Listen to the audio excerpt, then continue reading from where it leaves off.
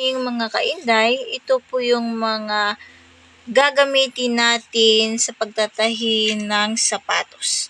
Meron po tayong puting sinulid, itim na sinulid, at saka cutter, tsaka yung ito po ay parang karayom. Kung sa damit po, ito po yung karayom po ng sapatos. Yan. Ito po yung mga materyales na gagamitin natin sa pagtahi ng sapatos.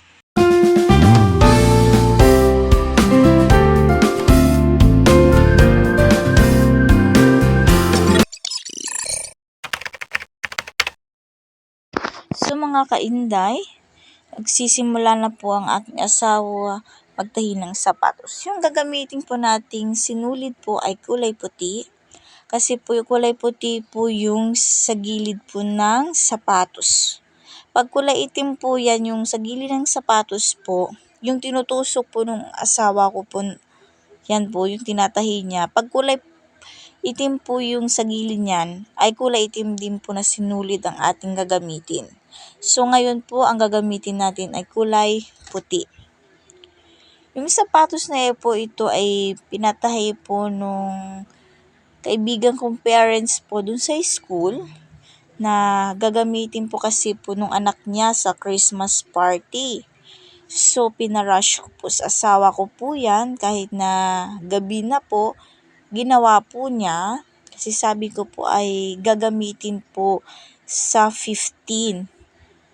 So, kaya nga po ay ginawa niya po ngayong gabi kahit na gabi na po ay ginawa niya. Yan. Bali, 2 sapatos po yan, tsaka 1 sandal po ang gagawin niya yung gabi. Meron pa po yung nakapila po mga kainday. Naubusan po kasi siya ng sinulid. Nung nakarang araw, hindi po siya nakabili nung linggo. Kasi nga po ay Sunday, sarado po yung pinagbibilan niya ng sinulid. So ngayong gabi niya lang po na gawa po itong pagtahi niya ng sapatos. Yan. Sanay na po siyang magtahi ng sapatos mga kainday kasi matagal niya na po itong ginagawa. Binata pa lang po siya ay nagtatahi na po siya ng sapatos doon po sa Baguio tuwing summer. Marunong din siyang gumawa o mag-repair ng mga payong. Nagre-repair din po siya ng payong. Yan. Minsan mga kainday may mga na-encounter po siyang matitigas po yung sapatos lalo po pag medyo luma na po. Matigas po siyang tusukin kaya minsan po ay nasusugatan yung kanyang mga daliri. So hindi rin daw po maiwasan talaga na masusugatan po ang kanyang daliri. So, sige, lakay, push ng push. Yan. Kaya mo yan, lakay.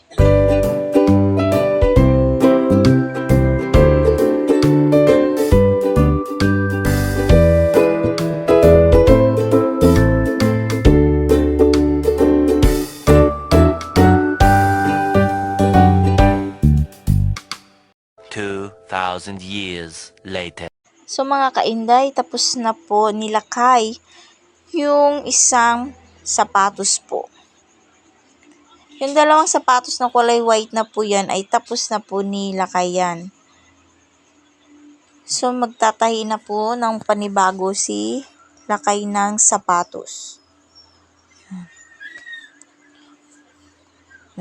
Mini-measure po nilakay yung sinulid po sa sapatos para po ay maging sakto po yung sinulid. Hindi po siya kapusin. Para pa po pag itinali po siya dun sa dulo po o yung pinaka-last na tatahin ng nilakay, hindi po siya makulang o tawag doon, hindi siya kapusin. Kailangan po ay may pasobra po siyang tali. Kaya po, mini-measure niya po yung tali. May nauna po siyang natahi mga kainday kasi po dalawang sapatos po ito. Yung isa po ay tapos na, hindi ko po siya na-video kasi masyado na po siyang mahaba pag na-video ko po silang lahat. So ito lang pong sapatos po ang na-video ko. Hindi masyado nahirapan si Lakay dito sa sapatos na ito kasi malambot lang po siya.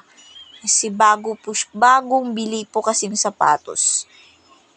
Meron po talaga minsan na-encounter nga po siya na matigas po yung sapatos kasi medyo luma na po. Minsan may ganun din po, nagre-repair din po yung asawa ko ng sandal. Hindi lang po mga sapatos, sandal, tsinelas. Yung mga tsinelas na panlakad, yun. Yun po yung mga nire-refer or tinatahi ng asawa ko. Yan. So mga kainday, patapos na po yung kanyang pagtatahi ng nilakay ko ng sapatos. Yan.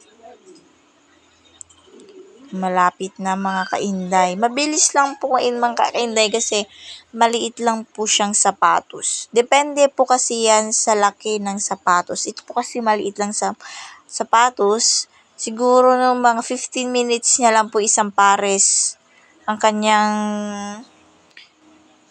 nagagawa na oras po sa isang pares na sapatos, 15 minutes.